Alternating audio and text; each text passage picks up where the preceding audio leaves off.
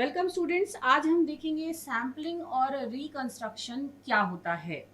Sampling एक ऐसी process है जो आपके कंटिन्यूअस टाइम सिग्नल को डिस्क्रीट टाइम सिग्नल में बदलती है। यानी कंटिन्यूअस टाइम सिग्नल को डिस्क्रीट टाइम सिग्नल में बदलने के लिए जिस प्रोसेस को यूज किया जाता है उसे कहा जाता है सैम्पलिंग। वहीं पर रिकंस्ट्रक्शन का मतलब होता है वापस से बनाना। वापस से बनाना यानी इस डिस्क्रीट टाइम सिग्नल को फिर से बनाना, कंटिन्यूअस टाइम सिग्नल। तो सैम्पलिंग जहां पर आपके कंटिन्यूअस टाइम सिग्नल को डिस्क्रीट टाइम सिग्नल बनाती है, वहीं पर रिकंस्ट्रक्शन उसे वापस से बनाता है कंटिन्यूअस टाइम सिग्नल। डिस्क्रीट को कंटिन्यूअस टाइम सिग्नल बनाता है। सैम्पलिंग की प्रोसेस को हम करते हैं ट्रांसमीटर पर, वहीं पर रिकंस्ट्रक्शन किया जाता है रिसीवर पर। तो अब सैम्पलिंग में होता क्या है और कंस्ट्रक्शन में क्या होता है। तो सैम्पलिंग चूंकि वो प्रोसेस है जो कंटिन्यूअस टाइम सिग्नल को डिस्क्रीट टाइम सिग्नल में बदल दे। इस कन्वर्जन के लिए हम कुछ पैरामीटर्स को डिफाइन करते हैं। सैम्पलिंग यानी पूरे सिग्नल को ना लेकर हम सिग्नल के कुछ पार्ट्स को लेंगे। किन पार्ट्स को लेना है, कितना छोड़ना है, इसका निर्णय लेने के लिए हम कुछ पैरामीटर्स को डिफाइन करते हैं, जिसमें से पहला पैरामीटर होता है सैम्पलिंग टाइम। ये सबसे इम्पॉर्टेंट पैरामीटर होता है जिसके आधार पे हमारे सिग्नल की, जब हम रिकंस्ट्रक्शन करने के लिए रिसीवर के एंड पे जाएंगे तो हमारा सिग्नल कैसा बनेगा, बनेगा या नहीं बनेगा, ये सारे निर्णय इस सैम्पलिंग टाइम के आधार पर लिए जाते हैं। सैम्पलिंग टाइम को लिखा जाता है TS और ये बताता है कि कितने टाइम के बाद हमें अपने सिग्नल का, अपने कंटिन्यूअस टाइम सिग्नल का अगला वैल्यू लेना है डिस्क्रीट टाइम सिग्नल में। सैम्पलिंग टाइम हमें बताता है वो टाइम डिफरेंस जिसके बाद हमें नेक्स्ट सैंपल लेना होता है। अब एक एग्जांपल लेकर के इस चीज को हम समझते हैं। मान लीजिए कि हमारा जो कंटिन्यूअस टाइम सिग्नल है वो है FT और FT की वेव फॉर्म हमें मिल रही है ऐसी। ये सिग्नल आ रहा है फ्रॉम 0 to 4। टाइम की वैल्यू अगर सेकेंड में हो तो ये आ रहा है 0 से 4 सेकेंड के बीच। ये हमारा कंटिन्यूअस टाइम सिग्नल है, क्योंकि 0 से 4 तक हर टाइम इंस्टेंट के लिए, चाहे आप 1.1 ले टाइम की वैल्यू, चाहे 1.2 ले, आपको सिग्नल का कुछ ना कुछ एम्पलीट्यूड मिलेगा। तो ये हमारा कंटिन्यूअस टाइम सिग्नल है। मैक्सिमम एम्पलीट्यूड है 2, जो मिल रहा है 2 पर, टाइम की वैल्यू 2 पर, और ये है एम्पलीट्यूड 1। तो ये हमारा कंटिन्यूअस टाइम सिग्नल है। अब हमें इसे डिस्क्रीट टाइम बनाना है। डिस्क्रीट टाइम बनाना है यानी करना है इसकी सैम्पलिंग।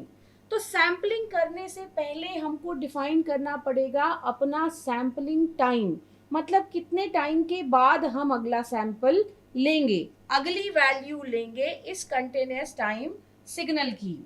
तो मान लीजिए हमने TS की वैल्यू को ले लिया 1। अब डिस्क्रीट टाइम बनाने के लिए हर 1 सेकेंड के बाद हम सिग्नल की वैल्यू को लेंगे, यानी कि हमारा जो डिस्क्रीट टाइम सिग्नल होगा सैम्पलिंग के बाद, चूंकि डिस्क्रीट टाइम है तो हमने यहाँ पे लिख दिया n। हमारा कंटिन्यूअस टाइम सिग्नल आता था 0 पे, 0 से लेकर के 4 तक। अब हमने सैम्पलिंग टाइम की वैल्यू को रख दिया 1 सेकेंड, तो यहाँ पर हम मेंशन करेंगे 0, 1, 2, 3 और 4, क्योंकि हमें हर 1 सेकेंड के बाद सिग्नल की वैल्यू को लेना है और उन वैल्यूज से हमें बनाना है डिस्क्रीट टाइम सिग्नल। तो हमने यहाँ पर सैम्पलिंग टाइम को मेंशन कर दिया 0, 1, 2, 3, 4।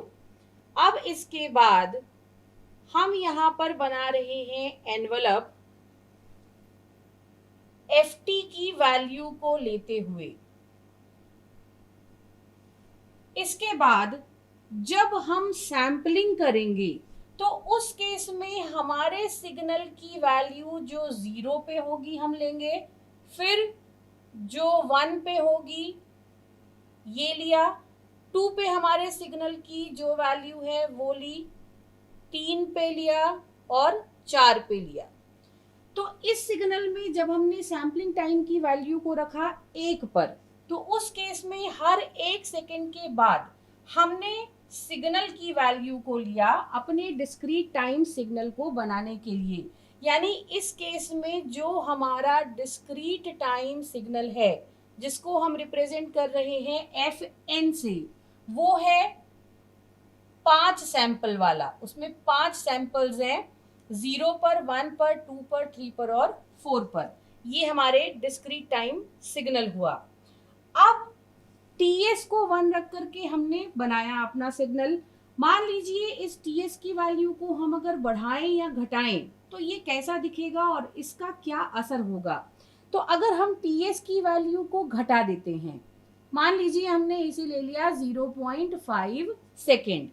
अब क्या होगा सिग्नल के लिए, अब जब हम उसका डिस्क्रीट टाइम सिग्नल बनाएंगे इसका, तो हम सिग्नल का सैंपल लेंगे 0 पर, फिर 0.5 पर, फिर 1, 1.5, 2, 2.5, 3, 3.5 और 4। ये हमारा पॉइंट्स हो जाएंगे जिस पर हम अपने सिग्नल के सैंपल को लेंगे। इसके बाद चूंकि हमारा कंटीन्यूअस टाइम सिग्नल हम एनवलप के फॉर्म में यहाँ पर दिखा रहे हैं ताकि वैल्यूज को मेंशन कर सके, तो अब हमें अपने कंटीन्यूअस टाइम सिग्नल का वैल्यू लेना है 0 पर, 0.5 पर, 1.5 पर, 2 पर, 2.5 पर, 3, 3.5 और 4 पर। अब ये जो डिस्क्रीट टाइम सिग्नल हमें मिल रहा है उसमें टोटल नंबर ऑफ सैंपल्स 1, 2, 3, 4, 5, 6, 7, 8 और 9 है। मतलब कि हमारे नंबर ऑफ सैंपल्स हमने जब TS को घटाया तो नंबर ऑफ सैंपल्स जो हमारे डिस्क्रीट टाइम सिग्नल को बना रहे हैं वो बढ़ गए हैं, 9 हो गए। पहले हमारे पास नंबर ऑफ सैंपल्स थे 5, अब हो गए हैं 9। तो जब हम सैम्पलिंग टाइम को घटाएंगे तो हमारे नंबर ऑफ सैंपल्स बढ़ेंगे। लेकिन अगर हम सैम्पलिंग टाइम को बढ़ा दें, अगर हम सैम्पलिंग टाइम को अब 1 से कर दें 2 सेकेंड का, तो क्या असर होगा। अगर हम इसे 1 से कर दें 2 सेकेंड का, तो उस केस में जो डिस्क्रीट टाइम सिग्नल हमें मिलेगा उसे बनाने के लिए हम अपने कंटीन्यूअस टाइम सिग्नल का सैंपल लेंगे हर 2 सेकेंड के बाद। यानी कहाँ कहाँ लेंगे, 0 पे, 2 पे और 4 पे। अब हमारा कंटीन्यूअस टाइम सिग्नल अगर ऐसा है तो हमें 0 पे सैंपल लेना है, 2 पे लेना है और 4 पे लेना है। अब हमारे नंबर ऑफ सैंपल्स कितने बचे, हमारे नंबर ऑफ सैंपल्स हो गए 3। तो जब हम TS की वैल्यू को बढ़ा रहे हैं, जब हम TS की वैल्यू को बढ़ा रहे हैं तब हमारे नंबर ऑफ सैंपल्स बढ़ रहे हैं। जब हम TS की वैल्यू को घटा रहे हैं तो हमारे नंबर ऑफ सैंपल्स घट रहे हैं। अब इन नंबर ऑफ सैंपल्स के बढ़ने या घटने से क्या असर पड़ना है, तो हमने जब TS की वैल्यू को रखा 1, हमें नंबर ऑफ सैंपल्स मिले 5। इन सैंपल्ड सिग्नल्स को, इस डिस्क्रीट टाइम सिग्नल को जब हम रिसीवर के पास भेजेंगे तो रिसीवर इन सैंपल्स की सहायता से ओरिजिनल सिग्नल को वापस से बनाएगा, जिसको हम कहते थे रिकंस्ट्रक्शन। तो हमारा रिसीवर करेगा रिकंस्ट्रक्शन किसके आधार पर? इन्हीं सैंपल्स के आधार पर। तो जब हमारे रिसीवर के पास ये सैंपल 5 सैंपल पहुंचे तो रिसीवर ने अंदाजा लगाया कि हमारा जो कंटिन्यूअस टाइम सिग्नल था वो कुछ ऐसा रहा होगा। रिकंस्ट्रक्शन हमारा पॉसिबल है, रिसीवर पता लगा लेगा कि कंटिन्यूअस टाइम सिग्नल कैसा था। इसके बाद जब हम सैम्पलिंग टाइम को घटाए तो हमें नंबर ऑफ सैंपल ज्यादा मिले। अब जब ये सिग्नल रिसीवर के पास पहुंचेगा तो रिसीवर के लिए बहुत आसान काम होगा, इन सैंपल्स को देख करके अपने कंटिन्यूअस टाइम सिग्नल को बनाना आसान हुआ। जब हमने सैम्पलिंग टाइम को बढ़ाया तो हमें नंबर ऑफ सैंपल्स कम मिले। जब रिसीवर के पास ये 3 सैंपल्स पहुंचेंगे तो रिसीवर के पास कंफ्यूजन होगा कि ओरिजिनल सिग्नल कंटिन्यूअस टाइम वाला कैसा था, क्योंकि इन 3 पॉइंट से बहुत सारे अलग अलग सिग्नल्स, जैसे एक ये सिग्नल बन सकता है या फिर एक ये सिग्नल भी बन सकता है या जो ओरिजिनल सिग्नल था वैसा भी बन सकता है। तो अब इन 3 सैंपल्स के आधार पे बहुत सारे अलग अलग सिग्नल्स बन सकते हैं, यानी हमारे रिसीवर को अब कंफ्यूजन होगा कि ओरिजिनल सिग्नल कैसा था। तो इस केस में हम कहेंगे कि हमारा रिसीवर सिग्नल का रिकंस्ट्रक्शन नहीं कर पाएगा, रिकंस्ट्रक्शन हमारे सिग्नल का पॉसिबल नहीं है। तो अब सैम्पलिंग में सैम्पलिंग टाइम को बढ़ाने या घटाने से रिकंस्ट्रक्शन पर क्या असर पड़ेगा? अगर हम सैम्पलिंग टाइम को घटाते हैं तो नंबर ऑफ सैंपल्स बढ़ेंगे और हमारा रिकंस्ट्रक्शन आसान हो जाएगा। वहीं पर अगर हम सैम्पलिंग टाइम को बढ़ाते हैं तो नंबर ऑफ सैंपल्स घटेंगे और हमारा रिकंस्ट्रक्शन मुश्किल हो जाएगा। तो सैम्पलिंग टाइम वो पैरामीटर है जो हमें बताता है कि कितने टाइम के बाद हमें अगला सैंपल लेना है कंटिन्यूअस टाइम सिग्नल का, जिससे हम डिस्क्रीट टाइम सिग्नल बना सकें। और सैम्पलिंग टाइम को बढ़ाने या घटाने से आपके सिग्नल के रिकंस्ट्रक्शन पर असर पड़ता है। अगर हम घटाएंगे रिकंस्ट्रक्शन अच्छा होगा, अगर हम बढ़ाएंगे रिकंस्ट्रक्शन खराब होगा। दूसरा इंपॉर्टेंट पैरामीटर सैम्पलिंग में जो होता है वो होता है सैम्पलिंग फ्रीक्वेंसी। सैम्पलिंग फ्रीक्वेंसी यानी किस फ्रीक्वेंसी के साथ हम कर रहे हैं सैम्पलिंग। इसे रिप्रेजेंट किया जाता है ओमेगा एस या एफ एस के द्वारा। ओमेगा एस यानी जब हमारी यूनिट होती है रेडियन पर सेकेंड की, और एफ एस यानी जब हमारी यूनिट होती है हर्ट्ज। तो सैम्पलिंग फ्रीक्वेंसी यानी किस फ्रीक्वेंसी के साथ हम कर रहे हैं सैम्पलिंग। सैम्पलिंग फ्रीक्वेंसी की वैल्यू को कैलकुलेट करने के लिए हम लेते हैं 1/TS यानी कि सैम्पलिंग टाइम का इनवर्स। तो अब अगर हमारी सैम्पलिंग फ्रीक्वेंसी बढ़ेगी या घटेगी, इसका क्या असर पड़ेगा हमारे रिकंस्ट्रक्शन में। तो जो असर सैम्पलिंग टाइम के कारण पड़ता था बिल्कुल उसी का उल्टा असर होगा सैम्पलिंग फ्रीक्वेंसी के कारण। यानी कि अगर हम सैम्पलिंग फ्रीक्वेंसी को घटाएं, सैम्पलिंग फ्रीक्वेंसी को घटाएं यानी सैम्पलिंग टाइम को बढ़ाएं, तो अब सैम्पलिंग टाइम को बढ़ाने के कारण क्या होता था, नंबर ऑफ सैंपल्स हमको कम मिलते थे और रिकंस्ट्रक्शन हमारा अच्छा नहीं होता था या हो ही नहीं पाता था। तो इस केस में रिकंस्ट्रक्शन डिफिकल्ट होगा।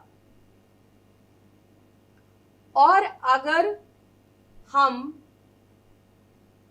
सैम्पलिंग फ्रीक्वेंसी की वैल्यू को बढ़ाएं, सैम्पलिंग फ्रीक्वेंसी की वैल्यू को बढ़ाएं यानी सैम्पलिंग टाइम की वैल्यू को घटाएं, तो सैम्पलिंग टाइम की वैल्यू को अगर हम घटाते हैं तो उस केस में हमें नंबर ऑफ सैंपल्स ज़्यादा मिलने लगते हैं और उस केस में हमारा रिकंस्ट्रक्शन इजी हो जाता है, बहुत आसानी से हम रिकंस्ट्रक्शन कर सकते हैं। तो सैम्पलिंग टाइम की वैल्यू को अगर हम घटाएंगे, सैम्पलिंग फ्रीक्वेंसी की वैल्यू को अगर हम घटाएंगे तो सैम्पलिंग टाइम बढ़ेगा और हमारा रिकंस्ट्रक्शन मुश्किल हो जाएगा या शायद ना हो पाए। अगर हम सैम्पलिंग फ्रीक्वेंसी की वैल्यू को बढ़ाएंगे तो सैम्पलिंग टाइम हमारा घटेगा और रिकंस्ट्रक्शन, क्योंकि नंबर ऑफ सैंपल्स हमारे बढ़ रहे हैं तो रिकंस्ट्रक्शन आसान होगा।